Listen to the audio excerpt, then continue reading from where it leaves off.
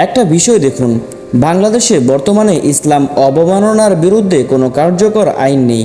কেউ আল্লাহ বা রাসূল সাল্লাল্লাহু আলাইহি ওয়াসাল্লামকে নিয়ে গালি দিলেও তার বিরুদ্ধে কোনো ব্যবস্থা নেওয়া, নিয়মতান্ত্রিক কার্যকর কোনো পথ খোলা নেই। রাখাল রাহার ব্যাপারটা দেখুন, এই লোক প্রকাশ্যে ফেসবুকে মহান আল্লাহকে নিয়ে অশ্লীল গালি দিয়েছে, সে স্বীকারও করেছে ওই পোস্ট সে দিয়েছিল, অথচ তার কোনো শাস্তি হয়নি, বরং আদালত মামলাই খারিজ করে দিয়েছে। স্পষ্ট করে বললে, শাতেমে রাসূল বা আল্লাহকে অবমাননার বিরুদ্ধে মুসলমানদের হাতে এখন কোনো লিগ্যাল রিকোর্স নেই।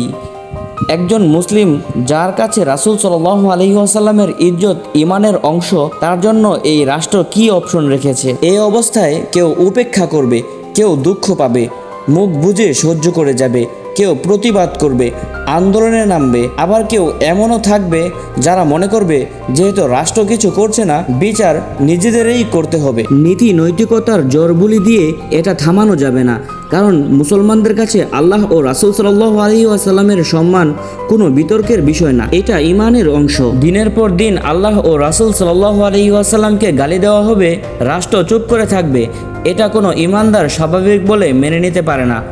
আইনহীনতা বাড়লে নিজ হাতে বিচার করাও বাড়বে, এটা অবধারিত। দেশে যেহেতু শাতিম থামানোর নিয়ন্ত্রক কোনো উপায় নেই, মানুষ নিয়মের বাইরে গিয়ে সমাধান খুঁজবে, এটা অবধারিত। রেটনিক বা নীতিকথা দিয়ে আটকানো যাবে না। রাষ্ট্র অপরাধ না থামিয়ে যে শূন্যতা তৈরি করছে, এতে বোঝাই যাচ্ছে অপরাধীদেরকে রাষ্ট্র আশ্রয় দিচ্ছে।